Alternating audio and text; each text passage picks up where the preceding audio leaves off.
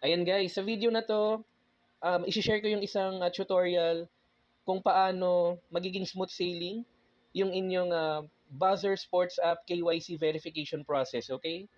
Ang unang-una ninyong gagawin kapag ganito yung nasa landing page ninyo and nakikita nyo yung professional dashboard, earn money on Buzzer, and then may option to click on activate, i-click nyo lang yung activate na option. Okay, and then ito nga pala yung date and time kung kailan natin ginawa yung KYC verification process sa ating Buzzer Sports app account, okay? So turn your passion into rewards, okay? Earn by referring friends and publishing your own sports content. Ayan. So gusto ko lang i-remind na halimbawa ngayon nyo palang na-discover yung Buzzer Sports app by simply posting quality sports content, may potential tayong magkaroon ng earnings dito through sports niche, social media, incorporating nga yung cryptocurrency, okay? So, bali, yun yung pinaka-use case ng uh, Buzzer Sports app, okay? Now, yung pinaka-token nila dito is yung Buzzer coin nga na tinatawag. Pwede nyo bisitahin yung mga previous videos natin about Buzzer to learn more. Okay, pero sa video na to, ang focus natin kung paano magiging smooth sailing yung inyong Buzzer Sports app KYC process, okay? So, publish only sport-related content, okay? So, makikita nyo dito, content that is not sports-related or that contains abusive, sexual, or misleading material will be removed. Okay, and i-reiterate lang natin na repeated violations may result in account suspension. Okay, so swipe if you understand. Ayan, so swipe lang natin yan. Okay, and then dito sa next page, keep your referrals honest. So, ano naman yan, self-explanatory na yan. And swipe if you understand. Okay, keep views honest. Ayan, so, kailangan organic din yung views natin guys dito, okay? Okay, respect the community. And then swipe if you understand. Ayan. So, show your best content. Swipe if you understand para makapunta tayo sa next page. Ayan. So, bago tayo mag-proceed sa next step, nakalagay kasi dito, last but not the least, create your withdraw address. Okay, set up your withdrawal address to start earning through the professional dashboard. You can do it later, but you'll need an active address to receive payments. Okay, and then may option tayo dito to do it later, or better yet, directly add a withdrawal address along with completing the KYC verification process through the Buzzer Sports app.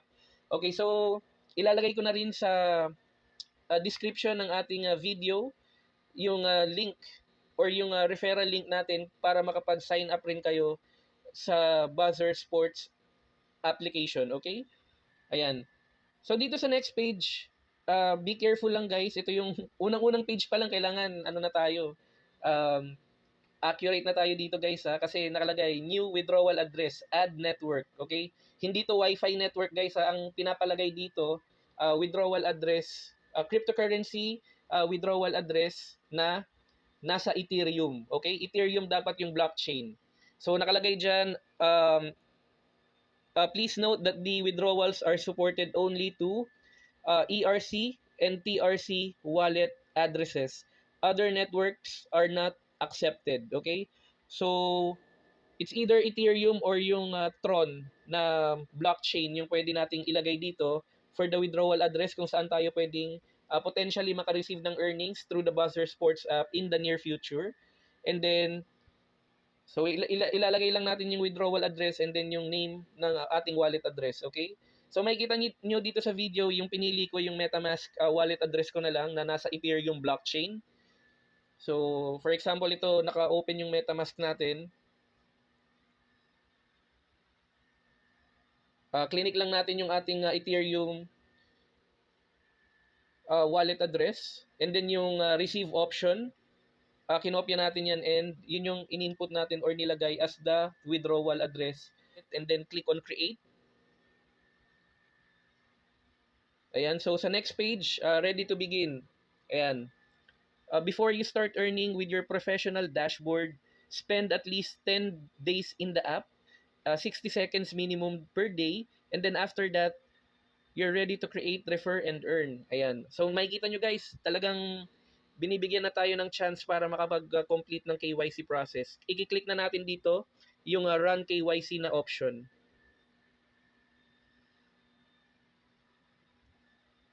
Ayan. So, verify your identity with KYC. Unlock your wallet and start investing with confidence.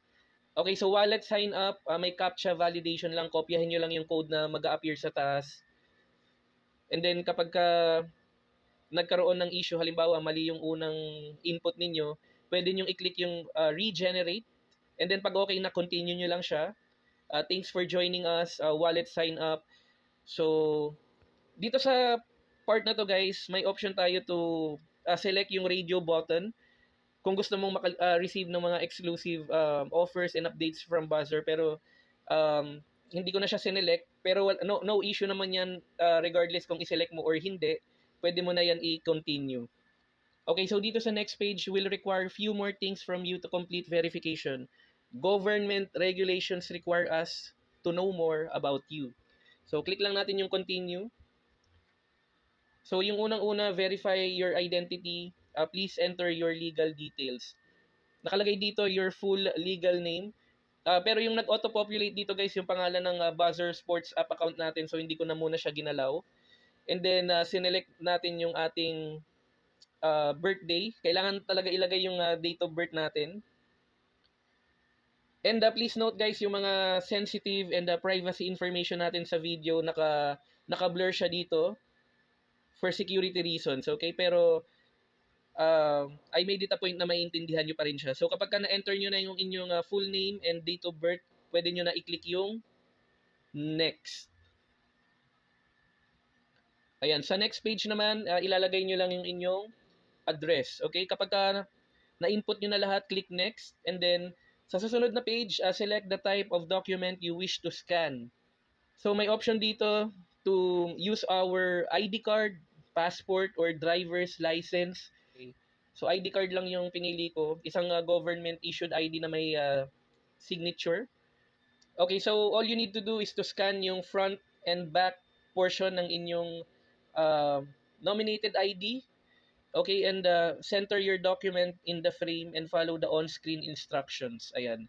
So magpo-prompt naman yan kung verification completed, and then isa-summarize niya yung front and back pictures taken, and then kapag okay na, pwede mo nang i-confirm and send. Pero may option ka rin i-retake kung gusto mo, okay? Okay, so yung next page, itong liveness check.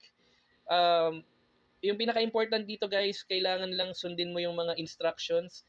And manonotice ninyo guys sa oval na outer portion or yung outline, every time na nasusunod mo yung instructions, nag-green siya. Kasi kapag may na-miss kang liveness check, uulit siya sa umpisa. Okay, so sundin mo lang yung mga instructions until ma-complete mo. Kagaya nung nakikita ninyo sa screen, and then dito sa page na to, kapag kompleto na or nag-prompt na status complete na yung liveness check, pwede nyo na i-confirm and send, okay? Pero again, may option rin kayo i-retake kung gusto ninyo.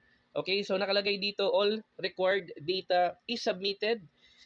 Okay, so i-click lang natin dito yung okay. And then makikita ninyo sa homepage ng inyong Buzzer Sports app, KYC is under review, okay?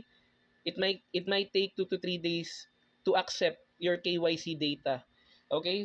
Now, disclaimer statement for our Crypto Bayanihan Web3 wallets.